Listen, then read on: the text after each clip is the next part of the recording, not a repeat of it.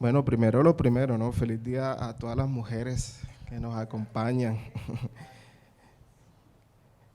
Qué bendición de verdad contar con ustedes. Bueno, doy gracias al Señor por la oportunidad de compartir su palabra. Siempre es una bendición.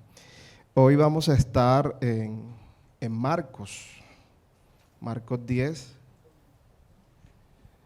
Marcos capítulo 10, versículos 17 en adelante.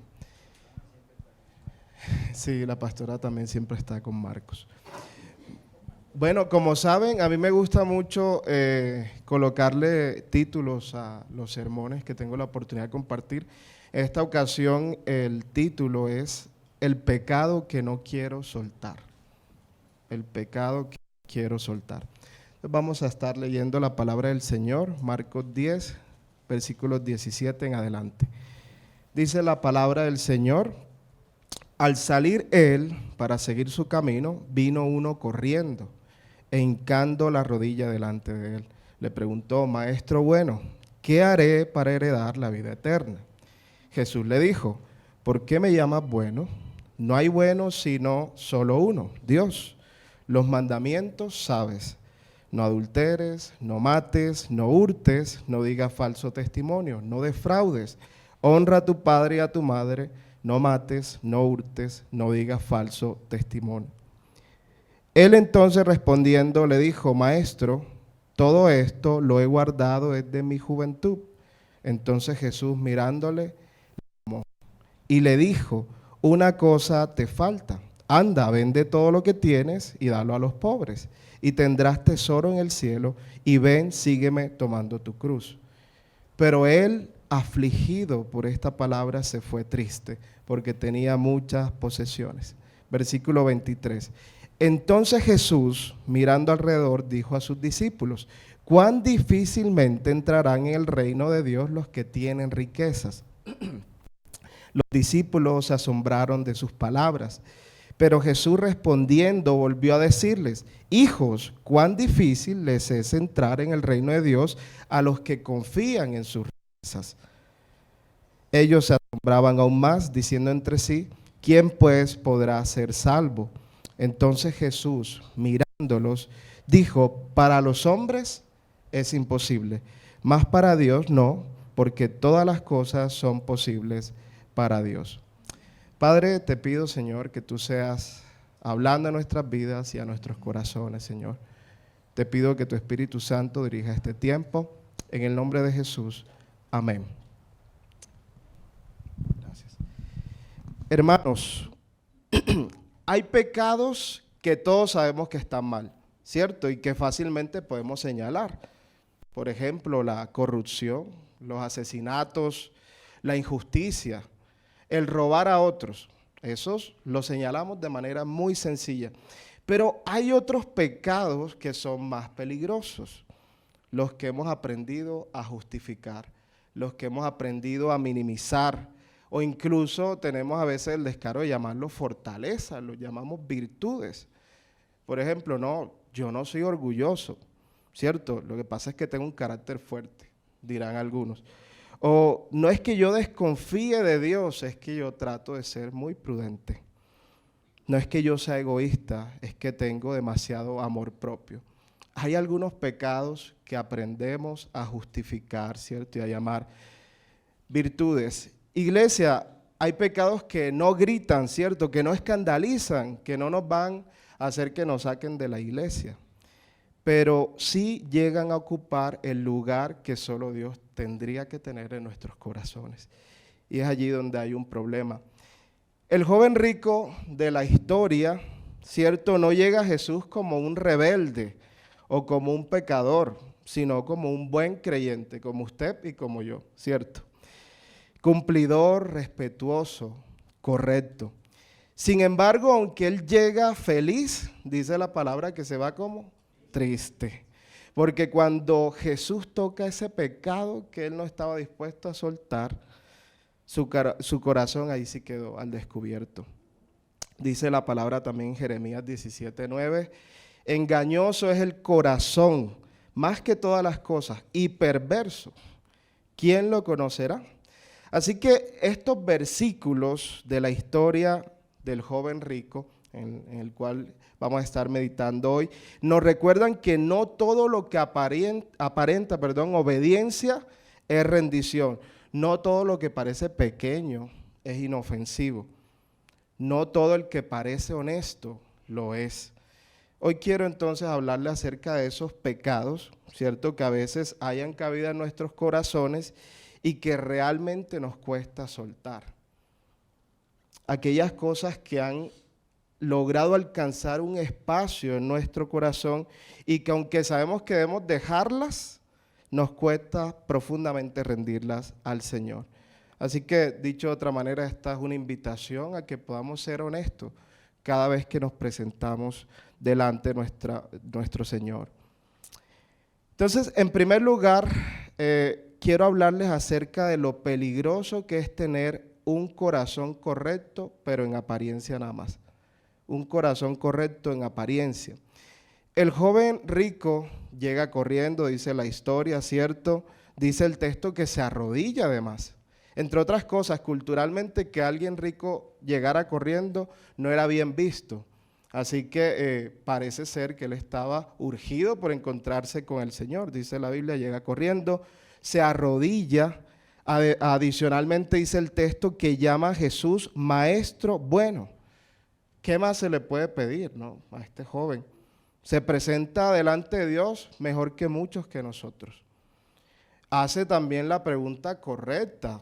Dice, ¿qué haré para heredar la vida eterna? Y ante la respuesta de Jesús, él afirma que cumple con todo. Cumple con todos los mandamientos, ¿cierto? Jesús lo cita, no adulteres, no mates, no hurtes, no digas falso testimonio, no defraudes y honra a tu padre y a tu madre. Y este joven dice, todo eso y hasta más lo he guardado desde mi juventud. Ya vamos a profundizar en eso, pero aquí hay varias cosas interesantes que vale la pena mencionar. Jesús de manera intencional está citando solo los mandamientos en relación al prójimo, ¿cierto? Y está dejando por fuera los mandamientos que tienen relación directa con Dios. Y en su momento vamos a ver por qué. Pero Jesús aquí no está citando los de la otra lista. No tendrás otros dioses delante de mí, no te harás imagen ni te inclinarás a ellas, no tomarás el nombre del Señor tu Dios en vano y acuérdate del día de reposo para santificarlo. Eso no lo cita Jesús, solo está citando los que tienen relación directa con el prójimo. Entonces, por lo menos en cuanto a esto, podríamos afirmar que este joven era moralmente correcto. Pero su pregunta, ¿qué haré para heredar la vida eterna?, empieza a revelarnos el problema detrás de lo que quiero explicarles en esta mañana. La definición de heredar, según la RAE, ¿cierto? La Real Academia Española. Mentira, es que al final me gustó más la de ChatGPT, que dice, heredar es recibir bienes, derechos, responsabilidades o promesas por causa de la relación familiar o por pertenecer a una misma familia, especialmente después de la muerte de alguien. Es decir, heredar implica recibir por pertenencia. La herencia no se obtiene por mérito, sino por pertenecer a la familia. Pero él pregunta, ¿qué haré para heredar la vida eterna? Hermanos, ni el hijo pródigo hace esa pregunta, ¿cierto? Hasta el hijo pródigo, que ustedes conocen bien la historia, sabía que lo único que necesitaba para recibir su herencia era ser hijo. El hijo pródigo dice en la palabra, Padre, dame los bienes que me corresponden. Pero este joven rico está preguntando, ¿qué hago? ¿O qué haré? Entonces, hermanos, la espiritualidad de este joven rico estaba basado en sus méritos, en el cumplimiento, en el desempeño, ¿cierto? Literalmente este joven llega delante de Jesús y le muestra su hoja de vida espiritual. Como quien está tan seguro de sus capacidades que sabe que ese empleo es suyo. Confiaba más en su desempeño que en el mismo Jesús. Y así como llama maestro bueno, yo me imagino que él pensaba que Jesús también le iba a decir discípulo bueno. No demoraré mucho en mencionar lo siguiente. En la historia del joven rico, nosotros somos ese joven rico, ¿cierto? Y no por lo rico, sino porque, como alguna vez escuché a un reconocido pastor, nosotros todo el tiempo creemos que somos personas buenas que a veces hacen cosas malas, pero la verdad es que somos personas malas que por la gracia del Señor de vez en cuando hacemos cosas buenas. Entonces, iglesia, seamos honestos. La verdadera honestidad espiritual comienza cuando dejamos de justificar nuestra condición y reconocemos quiénes somos delante del Señor. Como dice Pablo en Romanos 3, versículo 10, no hay justo ni aún uno. Y luego profundiza en el versículo 12, no hay quien haga lo bueno, no hay siquiera uno. Entonces, en cuanto a este primer punto, iglesia, nosotros podemos cumplir normas, está bien, cumplir los mandamientos como lo hacía este joven, y aún así estar resistiendo a Dios. Podemos incluso conocer el lenguaje correcto, ¿cierto? Decir las cosas como quisiéramos, ¿cierto? Que Dios las escuche. Podemos conocer el significado del evangelio y vivir muchas veces desde la lógica del mérito propio, más orientado al esfuerzo, ¿cierto? A lo que yo puedo hacer para ganar la vida eterna. El pecado entonces que no queremos soltar muchas veces no es algo inmoral, sino que tiene que ver más con creernos autosuficientes. El pecado que muchas veces no queremos soltar quizás ni siquiera tiene que ver con nuestro prójimo, sino con Dios o quizás con nosotros mismos. Me gusta mucho una frase que decía el teólogo John Owen. Él decía, el pecado siempre tiene como objetivo el lugar de Dios en el corazón. Y eso es exactamente lo que vemos aquí en esta historia. No es un escándalo moral, ¿cierto? Sino un corazón donde algo más ya estaba ocupando el lugar que solo le pertenecía a Jesús. Entonces, no todo corazón correcto es un corazón rendido. Este último punto sobre el corazón, ¿cierto? Me recuerda mucho las palabras que Dios mismo le dice a Samuel cuando está buscando el nuevo rey, ¿cierto? En 1 Samuel 16, 7. Dice la palabra del Señor ahí, el Señor, ¿cierto? Y Jehová respondió a Samuel, no mires a su parecer ni a lo grande de su estatura, porque yo lo desecho. Porque Jehová no mira lo que mira el hombre. Pues el hombre mira lo que está delante de sus ojos, pero Jehová mira ¿qué? El corazón. Eso es lo que mira el Señor. Entonces, Jesús siempre va a confrontar aquello que busca competir con él. Y eso me lleva a este segundo punto. Hermanos, después de esa primera conversación que ya leímos en el texto, ¿cierto? Entre el joven y Jesús, aunque todo parecía indicar que él calificaba para obtener la vida eterna, ¿cierto? Miren lo que le dice Jesús, versículo 21 de Marcos 10. Dice, entonces Jesús mirándole le amó y le dijo, una cosa te falta. Anda, vende todo lo que tienes y dalo a los pobres y tendrás tesoro en el cielo. Y ven, sígueme tomando tu cruz. Esta frase, Jesús mirándole le amó, solo aparece en Marcos, pero nos muestra que algo interesante, que esa confrontación no fue para señalarlo, fue una confrontación en amor, ¿cierto? Ante la respuesta de este joven de Señor, yo califico, todo eso lo he cumplido desde que era joven. Jesús no lo llama mentiroso, aún conociendo cómo estaba su corazón. ¿Cierto? Él no le dice, tú no has cumplido con nada o no estás cerca de cumplirlo con lo que se requiere. Jesús lo miró con misericordia. Esto para mencionar que si Jesús señala algo en tu vida o en mi vida, no es para quitarnos la paz, no es para quitarnos la alegría, ¿cierto? Es para liberarnos, no es para señalarnos, es para restaurarnos, es para quitar nuestras cargas.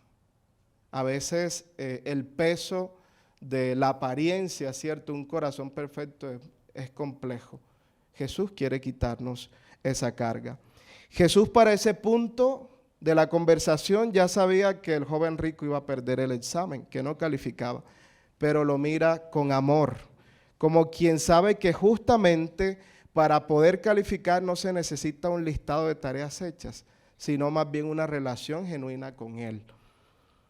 Por eso si analizamos el texto, Jesús, cuando le dice una cosa te falta, no le agrega un listado de tareas, más bien le hace una invitación. Sígueme, le dice. Ahora, aquí un detalle importante. Como vimos, Jesús antes había citado, ¿cierto?, los mandamientos relacionados con el prójimo, cuando el joven rico le preguntó, ¿qué haré para heredar la vida eterna? Pero ahora, cuando él le dice una cosa te falta, ahora sí está tocando los relacionados con Él, con Dios, específicamente uno. No tendrás otros dioses delante de mí. Cuando uno observa la conversación se da cuenta que Jesús está siendo intencional ahora y está diciendo, bueno, una cosa te falta, revisemos qué Dios está en tu corazón. El problema de este joven no es que tuviera riquezas, sino que parece ser que las riquezas lo tenían a él. Era su ídolo, era un Dios sustituto en su corazón. Y es demasiado curioso también que Jesús le dice una sola cosa te falta, pero menciona 3 acciones, ¿cierto? Vamos al texto. Dice Jesús, una cosa te falta, pero dice, debes vender todo lo que tienes, darlo a los pobres y luego sí, ven y sígueme. Menciona 3 cosas. Pero yo creo que al final de cuentas sí es una, ¿no? Vamos a analizarlo. Vender rompía con la seguridad en la que este joven había puesto su confianza, porque su estabilidad, su confianza estaba en el dinero. Darlo a los pobres le quitaba el control, ¿cierto? Porque dar su dinero implicaba también dar con eso el derecho de pedirlo nuevamente. Ya no podía hacerlo, no podía recuperarlo. Y sígueme, esa era una invitación a redefinir su identidad. Entonces, aunque son aparentemente 3 cosas, hacen parte del mismo llamado. Dejar aquello que gobernaba su corazón para seguir verdaderamente a Cristo. La única cosa que le faltaba a este joven era rendición total. Y eso de pronto también es lo que nos falta a nosotros. Una relación honesta con Dios, ¿cierto? Transparente, que deja a un lado las apariencias, porque delante del Señor nosotros somos expuestos. Cuando nosotros llegamos delante de Él, cuando vemos de frente la cruz, nuestros pecados son descubiertos, ¿no? Y eso es lo que está pasando acá. No hay nada que ocultar, hermanos, pero creo también que tampoco hay nada que temer, porque sabemos que Jesús nos mira con amor como miró a este joven. Entonces, dicho de otro modo, lo que nos falta a nosotros es tener la honestidad de reconocer que somos imperfectos y que necesitamos urgentemente de Dios. Se trata de quién gobierna nuestras vidas, quién gobierna nuestro corazón. En el caso del joven rico, había un pecado que no quería soltar y que estaba gobernando su vida. La pregunta, iglesia, en esta mañana es: ¿qué pecado está gobernando nuestras vidas? ¿Cuál es ese pecado que no quieres soltar? Y les tengo una noticia que podemos afirmar partiendo de este texto bíblico. Jesús no está dispuesto a negociar con tus ídolos. Él no está dispuesto a eso. Entonces debemos soltar eso que nos ata, eso que no nos deja presentarnos tal como somos delante de nuestro Señor. Y un ídolo, ustedes conocerán, es aquello que a veces nos puede dar identidad, es a veces aquello que nos da seguridad, es aquello que ustedes pueden llegar a temer perder, es aquello que no nos deja obedecer realmente a Dios. Entonces, el pecado que no queremos soltar es aquello que nos impide seguir al Señor con libertad. El versículo 23 en adelante dice: entonces Jesús, mirando alrededor, dijo a sus discípulos: cuán difícilmente entrarán en el reino de Dios los que tienen riquezas. Y dice también el texto, el 24, los discípulos se asombraron de sus palabras. Y bueno, quizás usted pensará, no, este mensaje es para los ricos, ¿cierto? Pero lo cierto es que todos nosotros, en mayor o menor medida, somos ricos. Cuando nos comparamos con alguna persona en alguna parte del mundo, seguramente usted está mucho mejor. Lo que quiero decir, este mensaje es para todos nosotros, hermanos, porque a veces es un texto que se usa para hacer mucho énfasis en personas que tienen muchas riquezas, pero yo creo que nosotros también tenemos riquezas y bendiciones por parte del Señor. Así que este mensaje también es para nosotros. Ahora, un dato adicional sobre este punto: ¿por qué los discípulos se asombran tanto? Se menciona 2 veces que estas afirmaciones de Jesús le causaban asombro. Es porque culturalmente en los tiempos de Jesús la riqueza era vista como señal de bendición. Entonces, claro, ellos no entienden por qué Jesús le está diciendo todo esto a este joven rico. Pero recordemos también que toda bendición externa no necesariamente es un reflejo de cómo está el corazón. No toda bendición externa es el reflejo de un corazón rendido a Dios. Entonces, lo que la cultura celebraba, Jesús lo puso en una balanza.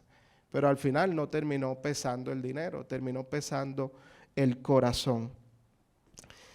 Entonces, dice un Proverbios 16:2, la gente puede considerarse pura según su propia opinión, pero el Señor examina sus intenciones. A veces ni siquiera es el tamaño de nuestro pecado, ¿cierto? Es el lugar que ocupa en nuestras vidas. Y todo lo que se sienta en el trono de Jesús va a ser confrontado, como hemos visto. Pueden ser incluso pecados pequeños. ¿Será que existen los pecaditos? Yo creo que no. Dice la Biblia en Santiago 2:10. Me gustaría poner ese texto ahí, Santiago 2:10, para aquellos que dicen, no, es un pecadito, es una mentirita. Porque cualquiera que guardare toda la ley, pero ofendiera en un punto, se hace culpable de todos. Entonces no hay pecaditos. Estamos hablando aquí no del tamaño del pecado, sino del lugar que puede estar ocupando en nuestros corazones. En tercer lugar, quiero hacer un énfasis en 2 contrastes muy fuertes que hay en el relato de Marcos y de Lucas, que vale la pena mencionar. En primer lugar, el contraste con los niños. Y usted dirá, ¿con los niños? ¿Qué tiene que ver eso? Bueno, justo antes de la historia del joven rico, en el relato de Marcos y Lucas, encontramos las siguientes palabras de Jesús. En Marcos 10, versículos 13 al 14, si lo podemos colocar ahí también. Marcos 10, 13 al 14.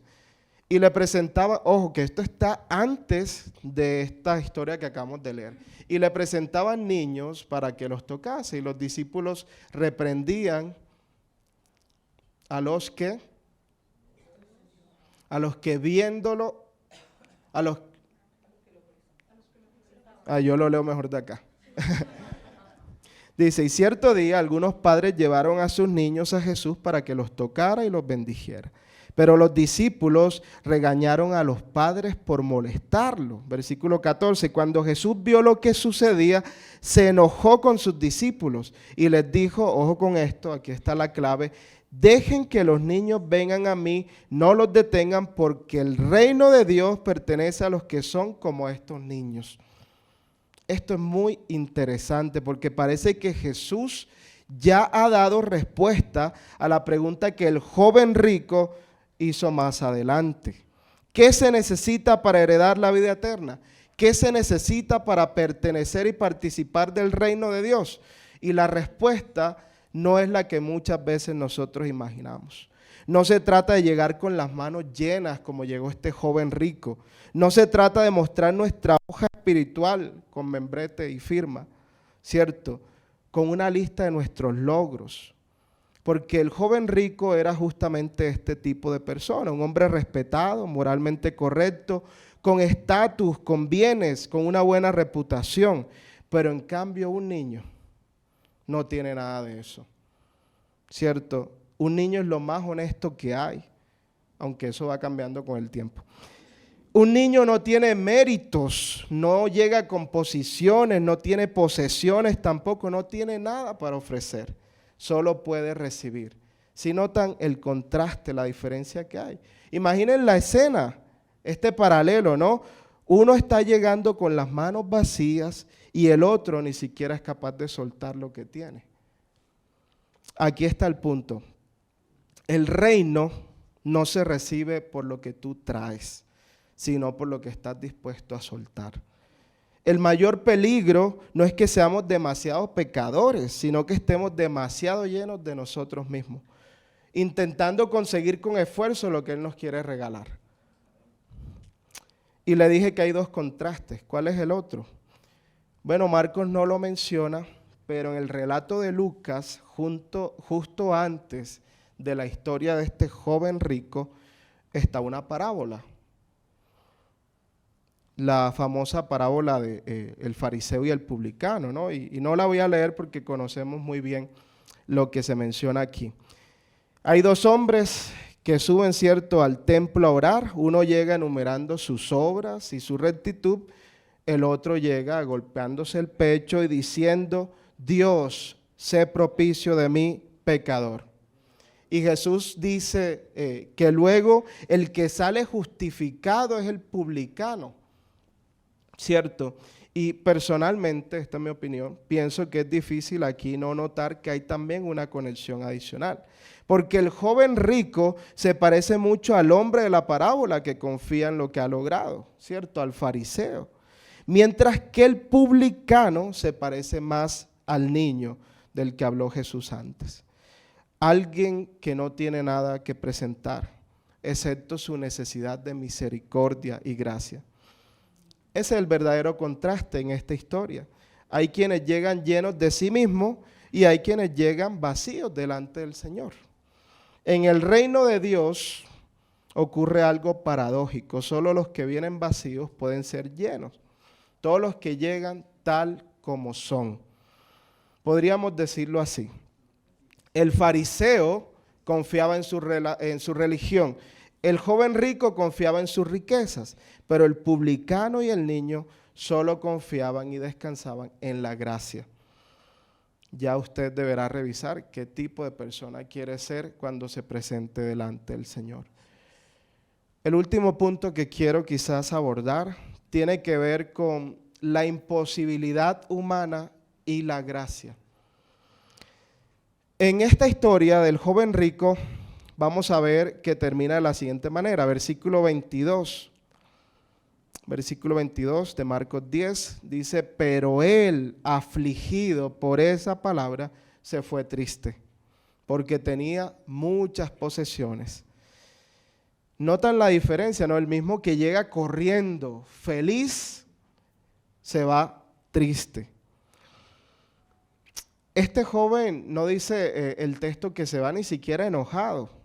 Yo digo que se va triste, se va dividido quizás, porque entendió que Jesús tenía razón. Esa tristeza revela ese conflicto interno, ¿cierto?, que sintió este joven. Este joven, pienso yo, que no rechazó la verdad, la entendió, pero prefirió conservar su ídolo, prefirió seguir igual. Sintió que en sus fuerzas, ¿cierto?, no fue capaz de conseguir lo que tanto anhelaba. Muchas veces, hermanos, nosotros también venimos delante del Señor y salimos así, como se fue este joven, ¿no?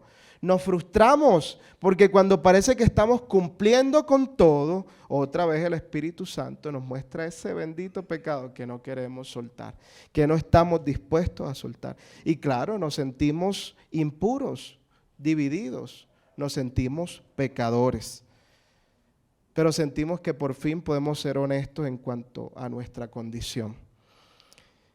Iglesia, como dije desde el inicio, nosotros somos ese joven rico, porque seguramente también tenemos algo que no queremos soltar, algo que nos impide ser sinceros con Dios. Y ojo, porque si usted no siente que tiene algo que soltar, pues ese puede ser su pecado. ¿Cierto? El peor pecado es pensar que no somos pecadores, decía Spurgeon. Dice la Biblia además en 1 Juan 8:9, si decimos que no tenemos pecado, nos engañamos a nosotros mismos y la verdad no está en nosotros. Pero si confesamos nuestros pecados, Él es fiel y justo para perdonar nuestros pecados y librarnos de toda maldad.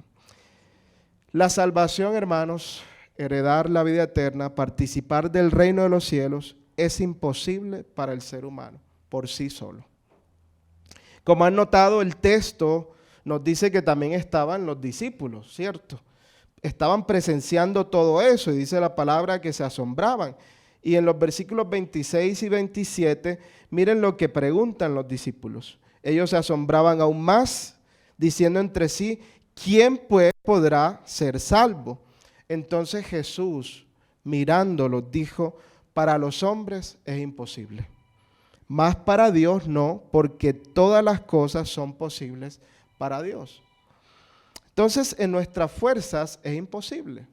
Si usted quiere alcanzar la salvación por sus propios medios, va a fracasar en la tarea. Solo Dios puede, porque para Él no hay nada imposible. En ese punto, con esas palabras de Jesús, ya la historia deja de tratarse sobre el esfuerzo humano y creo que empieza a convertirse en una historia acerca de la gracia. Jesús utiliza además una hipérbole aquí, ¿cierto?, para ilustrar cuán imposible es para el ser humano entrar en el reino cuando confía en sus propias riquezas o en su autosuficiencia. Él dice, más fácil es pasar un camello por el ojo de la aguja, y literalmente es eso, ¿cierto? Es como si dijéramos hoy, es como intentar ganar la lotería sin comprar boleto. No se puede. Bueno, y ojo que no estoy mandando a nadie a comprar la lotería, ni que vaya a jugar el 10-17 por el capítulo. Bueno, mejor no les doy ideas. Aunque, hermanos, esto que dice Jesús es una crítica dirigida a que muchas veces intentamos entrar en el cielo cargando con todo lo que tenemos, ¿cierto? Pensamos pasar por esa puerta estrecha con todas nuestras seguridades, con nuestros méritos, con nuestros logros. Y no es que Dios no quiera que entremos, es que de esa manera no cabemos por la puerta estrecha. Al cielo tampoco podemos entrar con máscaras, ¿cierto? Eso nos deja muy claro este pasaje. Hay que entrar tal como somos, descansando en la gracia.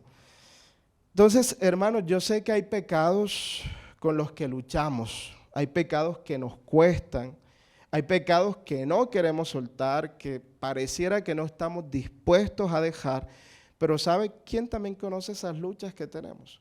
Cristo. Jesús las conoce. Y es por eso que aquí en este texto nos dice, nadie puede salvarse por su propio esfuerzo. Nadie puede soltarse a sí mismo sin la obra de Dios. Nadie puede rendir el corazón sin la ayuda de Dios. La buena noticia es la siguiente.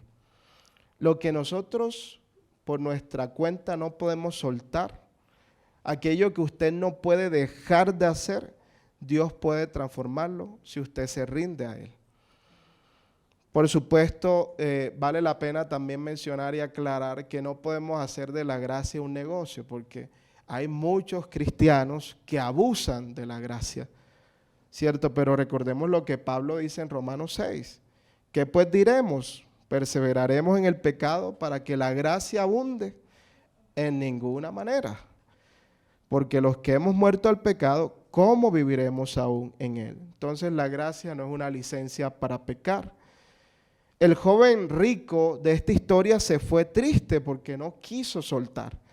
Pero nosotros no tenemos que irnos de esa manera hoy, ¿cierto? No debemos irnos tristes, porque donde nuestro esfuerzo termina, ahí comienza la gracia. Donde se acaban nuestras fuerzas, ahí comienza la gracia. Lo que es imposible para nosotros es posible cuando Cristo gobierna nuestro corazón. Para ir concluyendo, hermanos, ¿saben? Esta es de esas historias en la Biblia donde me hubiera gustado un mejor final, ¿cierto? Yo creo que a veces nos pasa eso, porque nos identificamos tanto que uno dice, no, ojalá a este joven rico le hubiese ido mejor. Pero lo cierto es que por lo menos hasta donde alcanzamos a leer, este joven rico se fue con todo lo que tenía menos con Jesús. Los discípulos hicieron exactamente lo contrario. Se quedaron casi sin nada, pero se quedaron con Jesús. En todo caso, a nivel personal me gustaría pensar que este joven más adelante quizás se arrepintió o quizás llegó a ser un discípulo secreto de Jesús, no sabemos. Y es que esos silencios en la Biblia son intencionales, porque el texto no quiere que nos quedemos pensando en el joven rico, quiere que pensemos en nosotros, en nuestra situación. Sí. Vea, el joven no tiene un nombre para que cada oyente, cada uno de nosotros pueda verse en él. Y la Biblia tampoco nos dice qué pasó más adelante con este joven, porque pienso que al final la historia de él la estamos escribiendo nosotros. Lo que sí nos deja ver la Biblia en este texto es que los discípulos que rindieron su corazón a Jesús, que lo dejaron todo, lo ganaron todo también. Dejemos nuevamente en claro que el problema del joven no fue tener riquezas, fue no poder soltar aquello que culturalmente parecía bendición, pero que espiritualmente era un ídolo. El problema entonces del joven no era el dinero, el problema es que había algo que amaba más que a Jesús.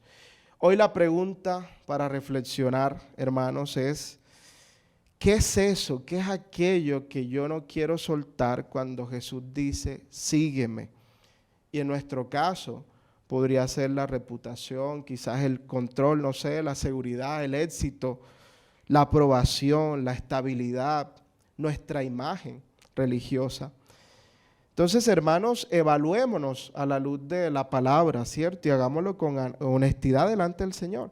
Porque tal vez cumplimos con muchas cosas, como lo hacía este joven, pero Jesús puede seguir diciéndonos, una cosa te falta.